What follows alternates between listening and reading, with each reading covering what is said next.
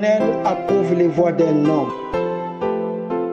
Il dispose favorablement à son égard, même ses ennemis. Mesdames et messieurs, frères et sœurs, chers amis, que Dieu vous bénisse abondamment. Bienvenue à la conférence Une heure pour Dieu, la croyance authentique, la parole simplifiée, avec joie et simplicité de cœur.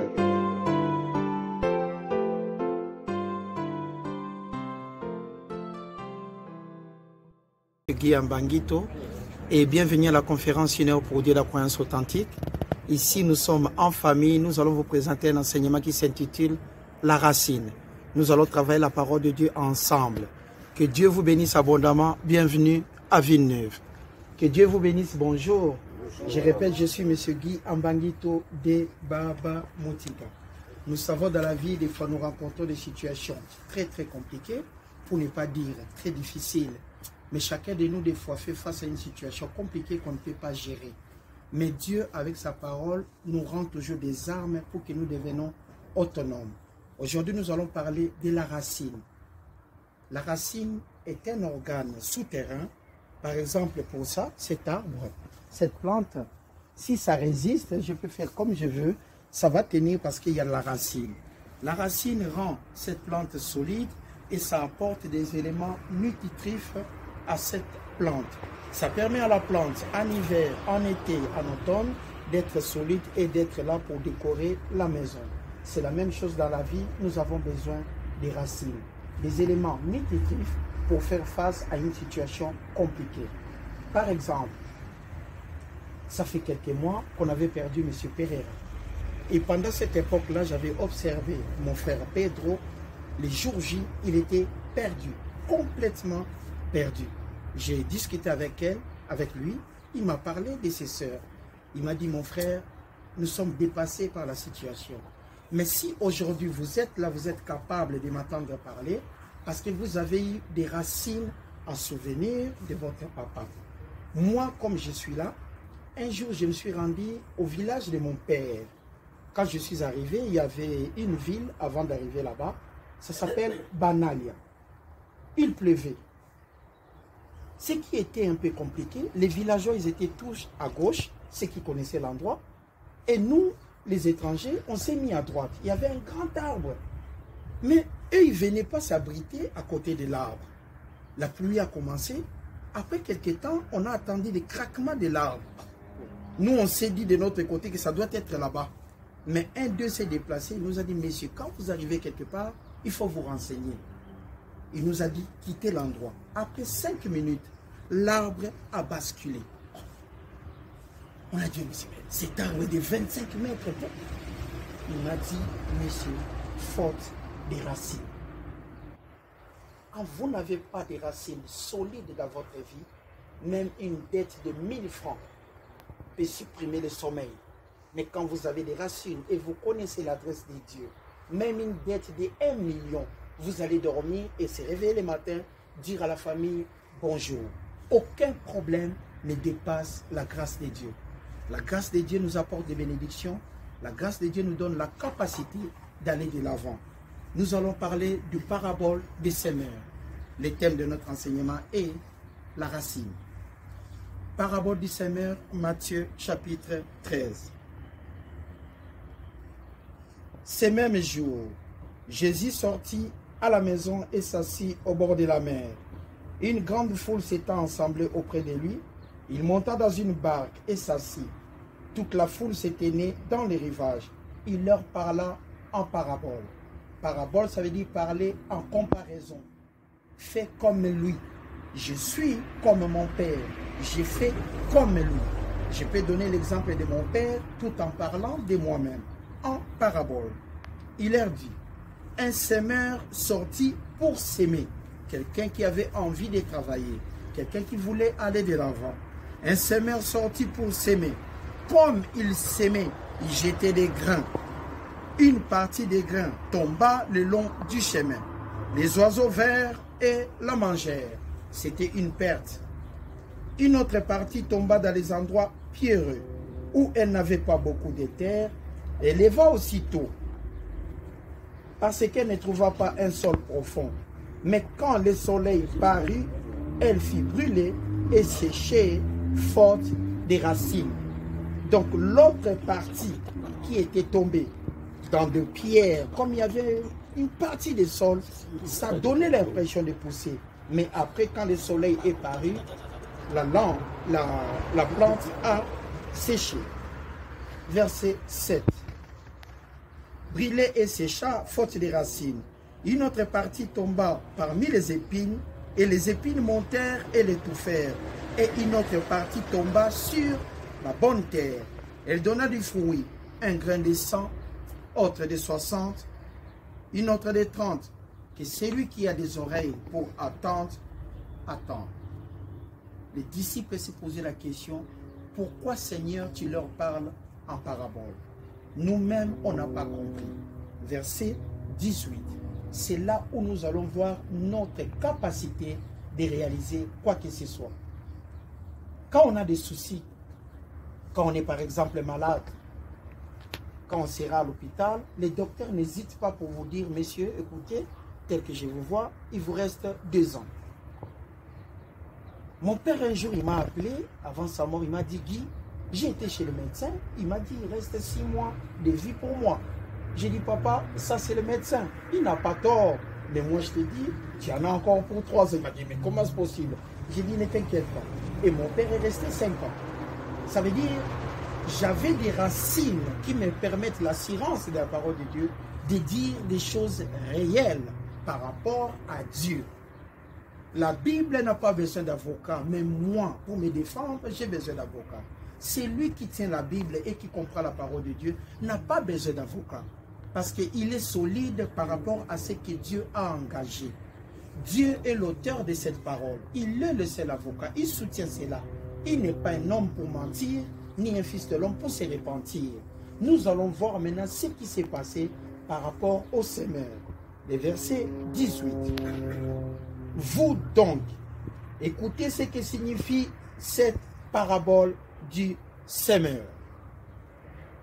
Lorsqu'un homme écoute la parole du royaume et ne la comprend pas, le malin vient, enlève ce qui a été semé dans son cœur. Cet homme est celui qui a reçu la sémence le long du chemin. Tu arrives à l'hôpital, écoutez monsieur, vous avez un cancer. Ah, vous appelez à la maison. Comme vous n'avez pas de racines, vous n'avez pas d'assurance, la première des choses qui va vous arriver, c'est la panique. Mais c'est lui qui connaît Dieu. Après la consultation, il dira lui-même, Seigneur, je te bénis, que ta volonté s'accomplisse. Or, la parole de Dieu nous dit, il souhaite que nous prospérons à tous égards et soyons en bonne santé, comme prospère l'état de nos âmes. Donc, Dieu ne soutient pas la maladie. Dieu n'honore pas la maladie. La maladie est de l'autre côté, en face de nous. La maladie peut nous retirer de notre famille. La maladie peut nous arrêter de se rendre au travail. Donc, la maladie n'apporte pas de succès. Nous nous référons dans la parole de Dieu. Cet homme qui a reçu la parole le long du chemin n'a pas de racines. Deuxième partie. C'est lui qui a reçu la sémence dans les endroits pierreux. C'est celui qui attend la parole et reçoit avec joie. Mais il n'a pas de racines en lui-même. Il manque de persistance. Et dès que survient une tribulation, une persécution à cause de la parole de Dieu, il y trouve une occasion de chute. Quand il a reçu la parole de Dieu, la personne est tellement contente. Ah, j'ai béni Dieu pour la parole de Dieu. En sortant de sa maison, il arrive à la maison. Comme nous, quand on est arrivé ici, on avait peur de tout. Mais la chose qui nous faisait peur, c'était la lettre qui venait de Tsolikofen. Quand vous demandez l'asile, s'il y avait l'enveloppe beige que la Suisse nous écrivait, quittez le pays. Et chaque personne qui demandait l'asile, quand vous ouvrez votre boîte aux lettres, vous voyez cette enveloppe beige, la journée est consommée. Impossible de résister. Vous prenez, vous mettez sur la table, vous tournez, vous regardez encore. Vous savez que quand vous allez ouvrir, quittez la Suisse. Mais croyez-moi, je suis là et j'ai été adopté dans ce pays. Je suis congolais, né à Kinshasa. Mais ce pays m'a adopté. J'ai aussi le passeport suisse. Je me suis comporté convenablement dans ce pays. Je travaille pour mériter et nourrir ma famille. C'est la bonne volonté qu'on a pour aller de l'avant. Aucun pays ne peut repriser quelqu'un, mais les comportements que nous apportons et l'assurance nous permettent d'aller de l'avant. Je travaille, tous les jours je me lève pour nourrir ma famille. Même si la maladie venait, je veux vaincre parce que je suis convaincu que Dieu est bon. La partie qui est là, l'homme qui a reçu la parole dans les endroits pierreux, en cas de problème, il ne se réfère plus à la parole de Dieu. Pourquoi? Parce que c'était émotionnel. Il y a toujours quelqu'un qui vient apporter des doutes dans notre vie. Et nous allons comprendre cela. C'est lui qui a reçu la parole de Dieu dans les endroits pierreux, n'a pas de racines, n'a pas d'assurance. Il ne sait pas que 1000 tombent à gauche, 10 000 à ma droite, je ne serai pas atteint. Il ne sait pas que Dieu est bon. Il ne se souvient pas que Dieu est le créateur des cieux, de la mer et de tout ce qui s'y trouve. Il ne sait pas que la volonté de Dieu que nous devons travailler. Comment voulez-vous, vous avez des enfants, une famille et que vous n'avez pas de travail? Quel Dieu peut vous donner ça? Ce n'est pas le Dieu que nous parlons. Le Dieu que nous parlons, le Dieu d'Israël, le créateur des cieux, la terre et tout ce qui s'y trouve, c'est le propriétaire de l'amour, le propriétaire du travail. Il nous donne l'autonomie, la vitesse, la force pour aller de l'avant. À chaque problème, nous devons croire toujours que nous avons reçu la parole sur la terre ferme et que la racine est allée plus bas, encore plus bas. Quel que soit le niveau des problèmes, nous allons nous en sortir. Quelle est parmi nous la personne qui est inquiète et qui est payée à la fin du mois? Personne. Nous méritons notre salaire quand nous nous levons le matin. Regardons maintenant l'attitude de Jésus-Christ en Matthieu, chapitre 4, pour comprendre cela. Matthieu, chapitre 4, verset 1. Alors Jésus fut emmené par l'Esprit dans le désert pour être tenté par les diables. Après avoir jeûné 40 jours et 40 nuits, le besoin de Jésus-Christ était de manger et de boire.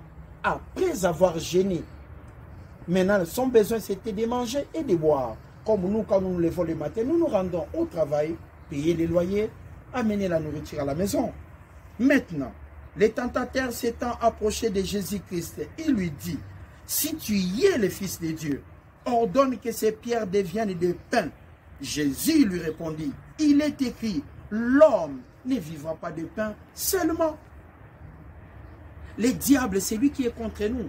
Il nous tente par rapport à nos besoins. Parce que Jésus-Christ avait faim. Maintenant, lui, il a dit, si tu es le Fils de Dieu, ordonne que ces pierres deviennent de pain. Et Jésus lui a répondu, l'homme ne vivra pas de pain seulement, mais l'homme vivra aussi de la parole de Dieu, qui est notre base, qui est notre vie.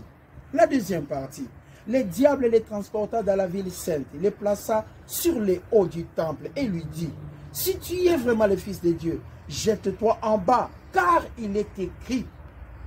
Même le diable connaissait la parole. Il a dit à Jésus-Christ, car il est écrit. Il donnera des ordres à ses anges à ton sujet, et ils porteront sur les mains, de peur que ton pied ne heurte contre une pierre. Mais Jésus lui répondit, il est écrit, tu ne tenteras point le Seigneur ton Dieu. Nous comprenons maintenant la qualité de la parole de Dieu quand on a la racine. C'est lui qui a des racines, tu ne verras même pas de soucis. Tu ne verras même pas de soucis. Je me suis croisé avec une dame dernièrement. Il m'a posé la question, Guy, tu as quel âge? J'ai dit, tu me donnes combien? Il a dit, je te donne maximum 30 ans. J'ai dit, bravo. Bravo de me donner 30 ans. Cette dame m'a donné 30 ans parce qu'elle me voyait toujours là, en forme. Je lui ai dit, j'ai plus de 50. Elle m'a dit, ah bon? J'ai dit, ah oui. Pourquoi? Parce que la confiance de Dieu en moi me donne cette vigueur. Tout le monde peut avoir des soucis, mais quand on a de la racine plus profonde, qui va encore plus profond, on est solidement ancré, quels que soient les problèmes. Nous sommes dans un monde de problèmes. Personne ne se réveille et trouve l'argent devant sa porte. Nous sommes dans un monde de problèmes. Même quand vous vous rendez au travail, il y a toujours quelqu'un qui est contre vous, qui croit que vous allez être viré pour qu'il vous remplace. On a toujours quelqu'un contre nous. Mais le secret de la réussite, c'est la racine. Et la racine vient de la parole de Dieu. Les problèmes, nous allons toujours faire face. Mais Dieu nous dit, celui qui a reçu la parole sur la bonne terre est solidement ancré pour aller toujours de l'avant. Même Job disait aux gens qui sont venus les consoler, même dans mon dernier soupir, je ne réunirai pas mon Dieu. Parce qu'il est tout simplement puissant. C'était là la parabole du semeur. la racine pour nous permettre d'aller toujours de l'avant. Les soucis seront toujours présents dans nos vies, les problèmes seront toujours là, mais ayons la racine et comprendre que ce qui est passé est déjà passé.